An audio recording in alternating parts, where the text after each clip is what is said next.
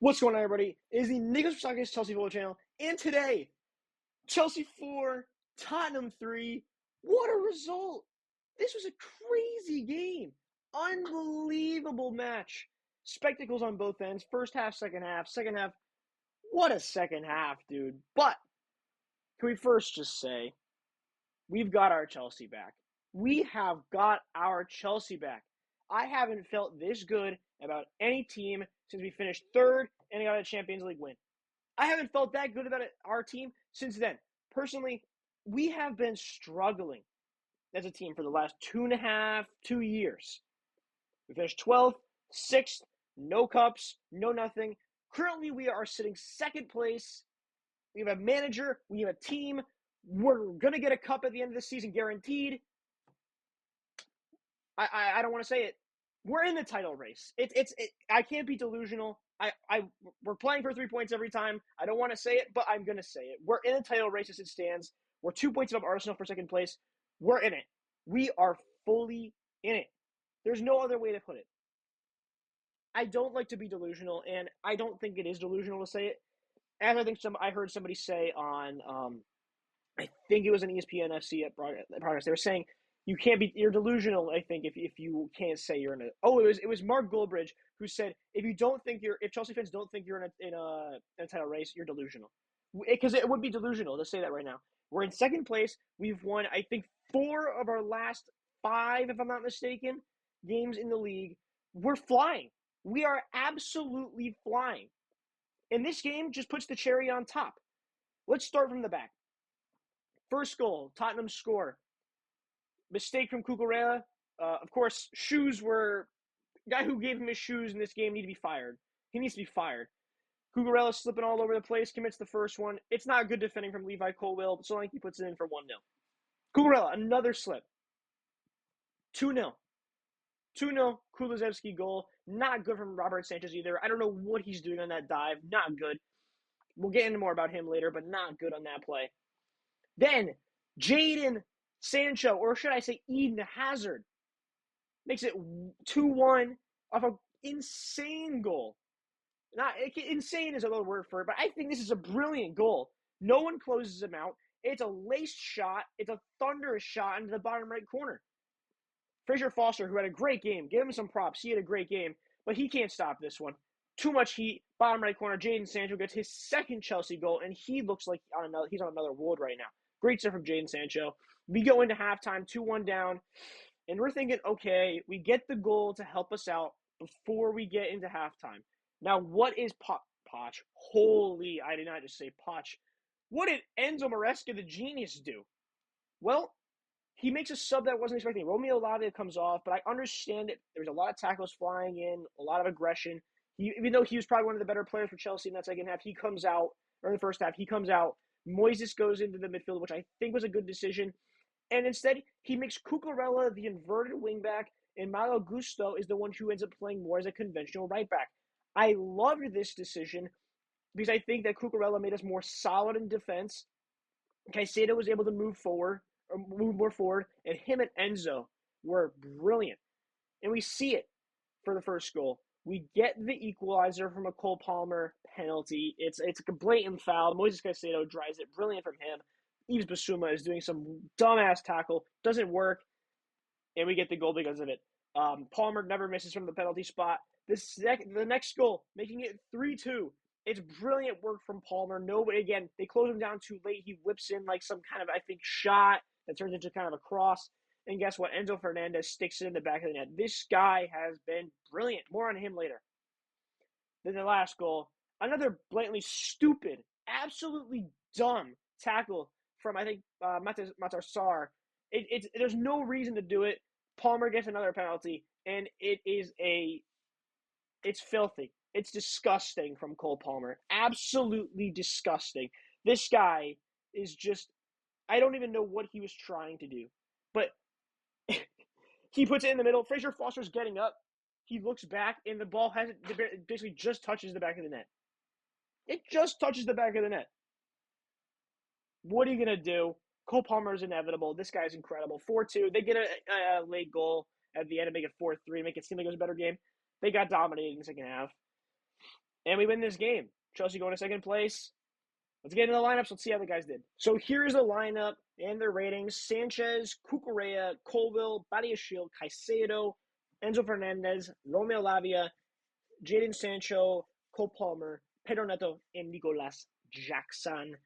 Starting from the back, Mr. Inconsistency stays inconsistent. Rob Sanchez gets a 4. This guy on the second goal is very poor.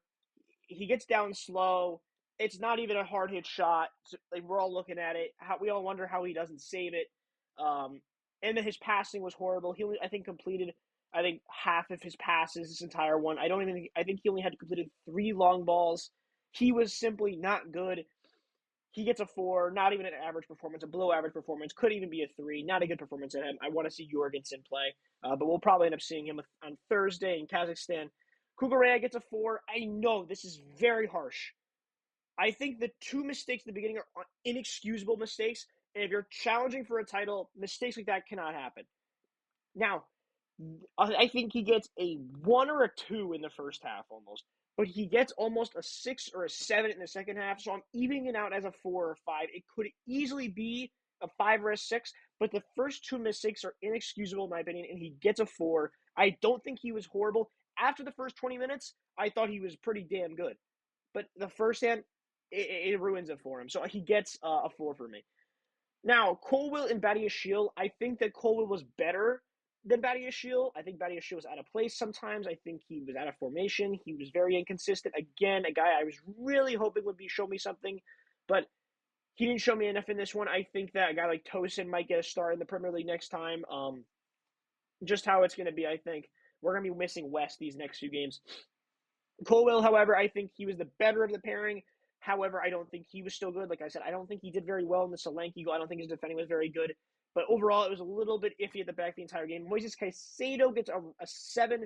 Now, at right back in the first half, I think he was average. But when he moved into the midfield, it was almost an 8 out of 10 performance. This guy was hitting in the right areas. He drew the penalty. He was brilliant once again playing in the midfield. This guy has just getting consistent performances. Unbelievable stuff from him.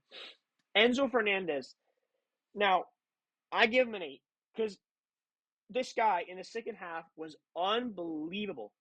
Absolutely unbelievable. Like when we talk about certain players, Enzo Fernandez played, I think, in like a 5-minute stretch, he played at least 3 to 4 long balls all the way across the field like it was nothing. Absolutely nothing.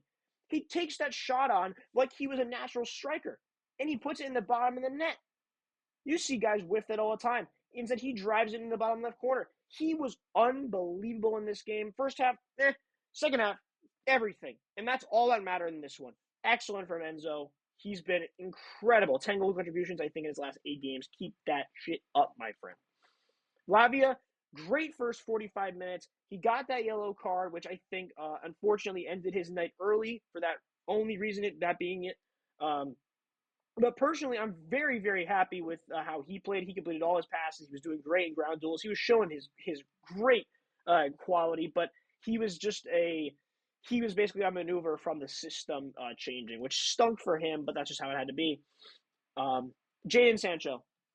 Spend a minute on Jadon Sancho. Eden Hazard level stuff today. Eden Hazard level stuff today. This guy was incredible. The first goal we talked about it's brilliant. He runs through a few guys, takes a shot, bottom right corner, brilliant. The way he was able to stretch the play, get in between, dribble past defenders, this guy was incredible. In the box, he was a menace. They had no idea how to deal with this guy. That's now 2 goals in his last 2 games in Southampton, and now what a stretch of form he's on. What a stretch of form. He's almost came to the point he's been undroppable. We've used that sentence so much this season about certain players, but it's good that we're saying that because it means they're playing well. Jadon Sancho, wonderful stuff in this one. What is there about to say the guy in the middle? Cole Palmer, you're seeing his 2 penalties and you're like, it's penalty Palmer, he's back. Dude, penalties are an incredible stat. This guy now sets the record for most made penalties in Premier League, I think in a row in the history of the Premier League. Are we kidding? How are we killing this guy for stats and everything he's doing because they're calling him penalty Palmer? Are we serious? This guy's unbelievable. The things he was doing in this game, still his dribbling, the passing. You saw it through the dribbles for the goal that Enzo Fernandez scored. Unbelievable stuff from Cole Palmer in this one. You got to give him the credit where the credit's due. He was unbelievable once again. He gets a 9. Both him and Sancho get 9s, I forgot to say. Neto, I thought, was above average. He gets a 6, but I don't think he showed enough. I think Udogie did really well with him down the other side. So I think that Neto gets an average 6. I think he was okay. Jackson, this was one of Jackson's worst performances up front. I don't think it was bad, but I don't think he was very clinical when the times mattered. I still thought his movement was pretty good. His hold up was okay, but I still didn't think his finishing in the important times in this one was very needed, and he didn't seem very dangerous in this one. So that's it for those guys. As well on the bench, I do have Malo Gusto getting a 7. I thought he was brilliant when he came on. I think that on the conventional side, on that right hand side, he showed his class, and there's no other way to put it, dude. Absolutely brilliant stuff in this one. When you see that, when you get a kind of result like this, you 4-3, you think that maybe both teams were just playing no offense, no defense, and it almost was that way. Chelsea in the second half were definitely stronger defensively, but they need to lock in a little bit more because again, in a title challenging team, you simply cannot have results that are, you can't like suffer the 2 quick 10-minute goals. You can't do it. If this team if last season's team were to give up 2 goals in 10 minutes, we would have lost 6-0, 5-0, 6-0, just like we saw at Arsenal last season at the Emirates. It's simply, it's simply what happened. There's no other way to put it. And Enzo Maresca has changed this team for good. He's brought his strict mentality. Like Noni said, he teaches you what he's going to do. You're going to do it, and if you don't do it, you're cooked. You're absolutely cooked. And it's pure to see. Even Noni, who plays impressive. He was amazing at Southampton. Doesn't play today. Now, it's based off of how he thinks, of course, the lineup is, but Maresca, we can't judge this guy whatsoever. He puts out a lineup we don't expect him. We're like, what the hell is he doing? What the hell do we know? He's been brilliant. He's a genius. It's that simple. Give this man his flowers. Chelsea sit in second place. Going into match week 16 now, I think we'll be against, I don't know, I think Brentford, if I'm not mistaken. I'm not going to quote. It'll be back at the bridge. But before that, we do have we do play Kazakhstan. Yes, we go to Kazakhstan to play Astana, who I think have been pretty decent in the Conference League. It's going to be 11 changes, I think, in that one. Maybe not 11 because of the injury to Fofana, but we'll have to see what happens. Let me know what you guys think. Comment, subscribe to the channel. See you guys in the next one. Peace.